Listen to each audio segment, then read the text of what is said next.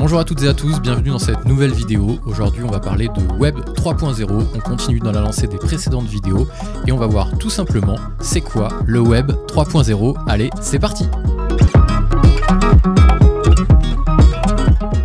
Voilà, comme je le disais en intro, on va parler de Web 3.0 et on va faire une petite définition, et rien de mieux que de faire une définition du Web 3.0 en commençant par ce qu'est le Web 1.0, puis 2.0, et pour l'occasion, je vous ai préparé des petits graphiques, comme d'habitude. On va basculer sur l'écran et je vous montre tout ça. Voilà, on se retrouve sur mon écran, je vous ai fait une petite infographie, un petit slide, on appelle ça comme on veut, mais je pense que ça nous aidera tous à mieux comprendre ce qu'est le Web 3.0. Donc pour comprendre ce qu'est le Web 3.0, on revient à la genèse de l'Internet, au Web 1.0, et on va voir un petit peu ce qu'était le Web 1.0. Donc à l'époque du Web 1.0, en fait, on avait ce schéma-là, on avait des entreprises qui publiaient sur Internet des informations et les utilisateurs consommaient ces informations. C'était de l'information descendante uniquement en mode consultation et les utilisateurs ne pouvaient pas interagir dans l'autre sens. Ça, c'est le Web 1.0, c'est le fondement. Donc on avait des sites vitrines, des sites institutionnels, des sites d'information et les entreprises publiaient ces informations sur des serveurs, sur leurs propres serveurs à destination des utilisateurs qui les consultaient. Maintenant, on va voir ce qu'est le Web 2.0. Le Web 2.0 vient juste après du Web 1.0, bien entendu, et c'est encore le web qu'on utilise actuellement. Alors, le Web 2.0, comme vous pouvez le voir, c'est à peu près le même schéma, sauf que les informations ne vont plus que dans un seul sens. Elles vont dans les deux sens. Les entreprises publient des informations, des sites sur Internet via des serveurs, les utilisateurs les consultent et peuvent interagir dans l'autre sens avec ces sites internet. C'est ce qu'on appelle les réseaux sociaux.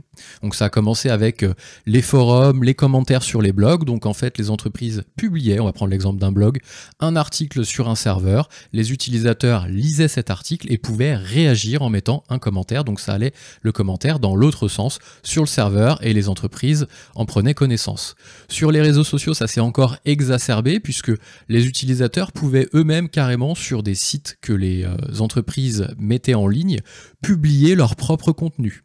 Donc c'était du blogging partagé, ça va être du réseau social où on va pouvoir mettre en ligne des photos, des posts, ses activités, de la musique. Et donc là, on va carrément s'approprier le web, les utilisateurs s'approprient le web et viennent écrire directement sur ces serveurs et les entreprises, bien entendu, y ont accès. Donc j'ai fait des petites infographies ici, Web 2.0, c'est l'essor des réseaux sociaux, c'est le web collaboratif en fait. Les informations ne vont plus que dans un seul sens, elles vont aussi dans l'autre sens. Et du coup, il y a tout un business model qui va s'appuyer sur ce web collaboratif, c'est le modèle de la publicité. Parce que tous ces sites que l'on voit ici sont gratuits pour la plupart, et comme on a coutume de dire, quand c'est gratuit, c'est que c'est vous le produit. Vous ne pouvez pas faire une vidéo sur le Web 3.0 sans utiliser cette citation, c'est quand même la base. Donc on le disait, les utilisateurs vont publier leur propre contenu, on va vraiment pouvoir tracer tous leurs faits et gestes finalement, et toutes ces informations-là qui vont remonter jusqu'aux entreprises, il y a un nouvel acteur qui va rentrer dans ce Web 2.0, ce qu'on appelle les annonceurs, puisque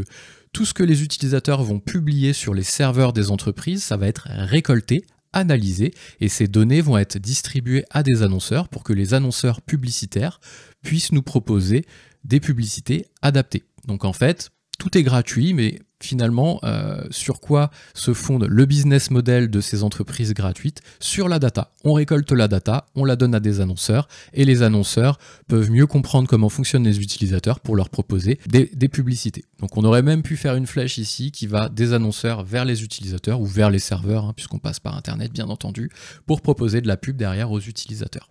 Donc c'est justement les fameuses pubs redirigées, retargetées. Quand vous consultez sur un site internet une paire de chaussures, le lendemain en vous connectant, vous avez des annonces sur les paires de chaussures parce qu'on voit comment vous avez interagi avec les serveurs et on donne les informations à ces annonceurs vont vous proposer de la pub ciblée par rapport à vos recherches. Ce qu'on appelle le retargeting. Un des leaders du retargeting dans le monde est français, il s'appelle Criteo, c'est presque eux qui ont inventé ça, et donc voilà, c'est eux qui vous proposent de la pub en petites vignettes sur les sites internet en fonction de vos recherches précédentes. Donc on va vraiment se nourrir de toute la data, c'est le web collaboratif et surtout très centralisé. Pourquoi centralisé? Parce que tout passe par des serveurs qui appartiennent aux entreprises. Donc dès lors que vous naviguez et que vous laissez ces informations sur leur site internet, finalement vous donnez vos informations sur des serveurs qui sont centralisés, qui sont propriétaires, qui appartiennent aux entreprises, et ces entreprises font ce qu'elles veulent avec ces informations-là, notamment les donner à des annonceurs. Donc c'est le web centralisé. Le web 1.0 aussi était centralisé, si on revient en arrière, bien entendu, puisque les serveurs appartenaient aux entreprises, c'est pas un souci. Mais vu qu'il n'y avait pas de données qui remontaient vers les entreprises, finalement c'était juste de l'information descendante. Un web 2.0, l'information remonte sur les serveurs propriétaires, donc elles sont distribuées, les données, aux annonceurs derrière. Donc le web 3.0 dans tout ça, maintenant qu'on a vu les deux versions de web, dont le web 2.0, sur lequel on est encore, le web 3.0 va révolutionner tout ça, puisque le web 3.0 finalement c'est un internet décentralisé. Donc en fait, les données ne transitent pas sur des serveurs qui appartiennent à des marques ou à des réseaux sociaux. Les données ne sont pas centralisées sur des serveurs, elles sont décentralisées sur tous les utilisateurs qui naviguent sur Internet. On le voit, chaque utilisateur ici finalement fait un petit peu office de serveur et vient stocker des informations un peu partout. Donc les informations de navigation ne sont plus récoltées, ne sont plus partagées à des annonceurs. Finalement, les utilisateurs se réapproprient Internet grâce à l'Internet décentralisé. Donc ça s'appuie sur un modèle de peer-to-peer, peer-to-peer, on l'a très bien connu il y a encore quelques années avec l'époque des téléchargements. C'était Emule qui s'appuyait là-dessus, BitTorrent qui s'appuie là-dessus. D'ailleurs, le Web 3.0 s'appuie sur une technologie proche de BitTorrent, voire même BitTorrent. Je ne suis pas assez technique pour aller jusque-là. Mais en fait, vous avez des brides d'informations qui sont stockées un peu partout. Ça s'appuie de toute façon sur la blockchain. C'est un modèle qui ressemble au modèle du Bitcoin, au modèle des blockchains. C'est qu'il n'y a rien qui est centralisé sur un seul serveur ou plusieurs serveurs mais qui appartiennent à des entités uniques. Tout est morcelé un petit peu sur tous les ordinateurs qui composent Internet. Donc vous, en tant qu'utilisateur, vous avez un bout de votre ordinateur qui va stocker des hashes, donc des bouts d'informations, la réunification de tous ces hashes un peu partout donne un fichier. Donc imaginons vous mettez un fichier sur Internet, une photo sur un site web 3.0 réseau social de photos. Et finalement votre photo va être découpée en plein de petits morceaux et va être répartie sur plein de petits serveurs, sur plein de petits utilisateurs. Donc la photo en elle-même ne sera pas stockée à un seul et même endroit, elle sera décentralisée. Et pour la reconstituer, après il y a des chaînes de caractères cryptées qui permettent de la reconstituer en naviguant pour réafficher la photo. Donc voilà, le Web 3.0, ce que c'est, donc c'est une véritable révolution puisque on sort complètement du modèle Web 1, Web 2, là on fait de l'information peer-to-peer et donc les marques n'ont plus accès finalement à ces données-là, donc elles sont complètement, les marques, les entreprises sont un petit peu laissées de côté et on ne peut plus fonder un business model sur la data puisque la data ne leur appartient plus. Elle reste votre propriété en tant qu'utilisateur.